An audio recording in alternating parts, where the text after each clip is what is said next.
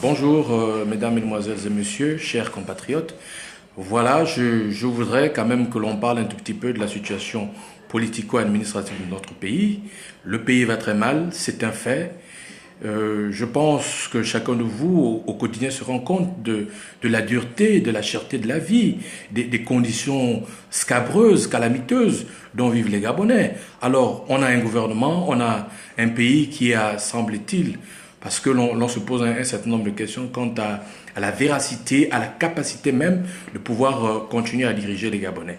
Alors aujourd'hui, on peut prendre des exemples comme ça. C'est le cas par exemple des retraités qui, sans que l'on ne se meute, laisse les gens totalement silencieux, alors que chacun de nous est un retraité potentiel, dans la mesure où lorsque nous allons nous aussi finir notre carrière, nous allons être dans cette situation.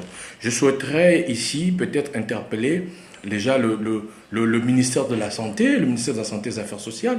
Je souhaite interpeller le directeur général de la CNSS, Madame Nicolas Séné, pour que l'on regarde indépendamment des mesures qui ont été annoncées, parce que il y a un certain nombre de contingences qui font aujourd'hui, qui nous amènent à réfléchir quant à la trimestrialisation des sommes reversées aux retraités. Alors, il y a un certain nombre de problèmes. On peut parler, par exemple, de ceux qui sont locataires. On peut parler de ceux qui sont malades. Comment vont-ils continuer à payer leurs médicaments alors qu'ils devaient attendre 3 mois?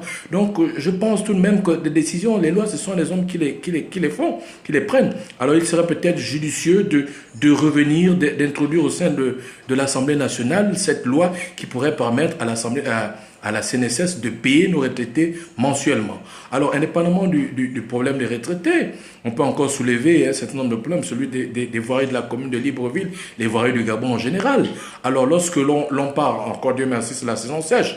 Pendant la saison de pluie, c'est le parcours du combattant. Pour allier, par exemple, entre la ville de Ntoum à celle de Kango, c'est le parcours du combattant. Pour arriver, par exemple, au Vent-Makoukou, c'est le parcours du combattant. Donc, je peux citer comme ça un tas de tronçons aujourd'hui qui sont dans des états d'élabrement très avancés, alors que la route est un vecteur de développement. Alors, pour désenclaver ces populations, il faut la route. Pour amener les vivres, pour développer l'agriculture, il faut la route. Alors, moi, je souhaiterais quand même que l'on se penche, que l'on regarde un tout petit peu dans cette situation. On parle aujourd'hui prenez le cas par exemple on nous dit que qu'il y a l'indice, on nous parle de PNB, on nous parle des avancées concernant par exemple, passez-moi l'expression, ces indices qui ont peut-être grimpé, mais aujourd'hui qui ne se font pas ressentir dans les assiettes des Gabonais.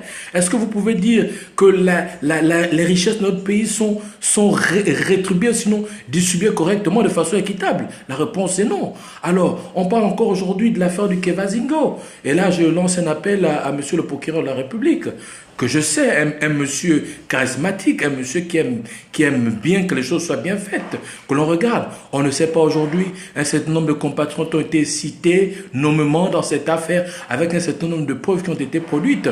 Alors aujourd'hui, plus de communication, qu'est-ce qui se passe? À quel niveau se trouve cette enquête? Est-ce que, parce que certains de ces personnages sont tranquillement non inquiétés, ils marchent tranquillement dans la ville, ils assument encore un certain nombre de fonctions. Alors, j'interpelle le procureur de la République pour que, dans l'immédiat, nous soyons au parfum de ce qui se fait là-bas. Est-ce que des poursuites ont été retenues, un dossier a été ouvert quant à la situation de certains parmi ces compatriotes qui ont été cités? Alors, c'est aussi peut-être le cas de le rappeler, peut-être d'applaudir de deux mains l'initiative de l'Assemblée nationale, qui est une initiative constitutionnelle, celle de l'interpellation des membres du gouvernement. Nous saluons de deux mains cette initiative. Nous espérons qu'elle va se poursuivre. Nous espérons qu'indépendamment d'interpeller le gouvernement, que l'Assemblée nationale prenne ses responsabilités. C'est peut-être la commission de l'enrichissement illicite, c'est peut-être la Cour de compte qui devrait assumer ses responsabilités pleinement, que ceux qui ont été cités, que ceux qui sont coupables de ces faits soient traduits devant les tribunaux pour qu'ils répondent de leurs actes. Nous n'allons pas continuer dans cette république bananière, cette république-là qui laisse tout, cette république corrompue, cette république qui au finish, nous donne plus envie d'y rester. Alors, je souhaiterais, et là je lance un appel aux membres du gouvernement, que lorsque vous avez une portion de pouvoir, lorsque vous avez été responsabilisé, il est de votre devoir d'assumer les charges qui sont les vôtres. Vous l'assumez pour le plus grand nombre. Vous devez poser des actes en direction des Gabonais et non de votre propre petite personne. Parce que certains, lorsqu'ils ont une portion de pouvoir, ils se disent qu'ils sont au-dessus de tout. On voit par exemple la violation des lois.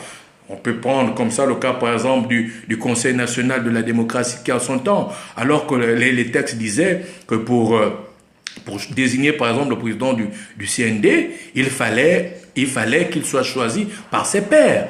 Alors qu'une décision avait été prise par le Conseil des ministres pour nommer ce dernier. Alors, on peut prendre des exemples comme ça à foison. Donc, je souhaiterais tout de même que les gens s'appuient sur la loi, sur ce qui existe pour prendre les décisions.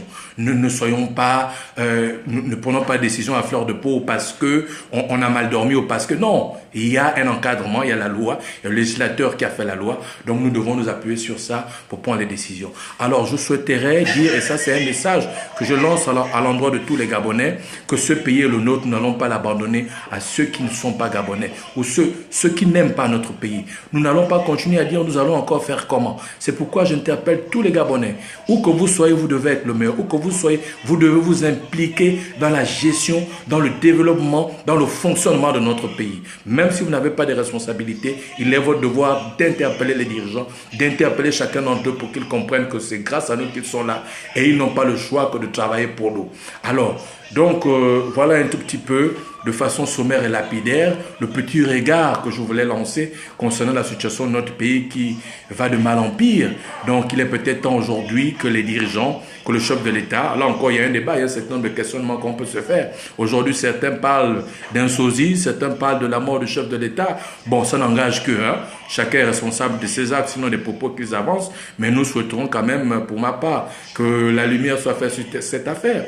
Aujourd'hui, l'Assemblée nationale, le Sénat, peut-être évaluer les capacités du chef de l'État. Est-ce qu'il est à même maintenant de continuer à répondre, sinon à assumer la charge qui est la sienne? C'est un questionnement qu'on peut se faire. Alors la Cour constitutionnelle, donc que chacun prenne ses responsabilités parce que nous avons besoin que le pays fonctionne, nous avons besoin de passer à autre chose. Merci pour ceux qui me suivent, merci pour ceux qui m'ont écouté ce petit laps de temps. J'espère que nous allons nous revoir très vite pour discuter d'autres situations et peut-être de commentaires pour ce petit speech que je voulais faire à l'endroit de mes frères et mes sœurs.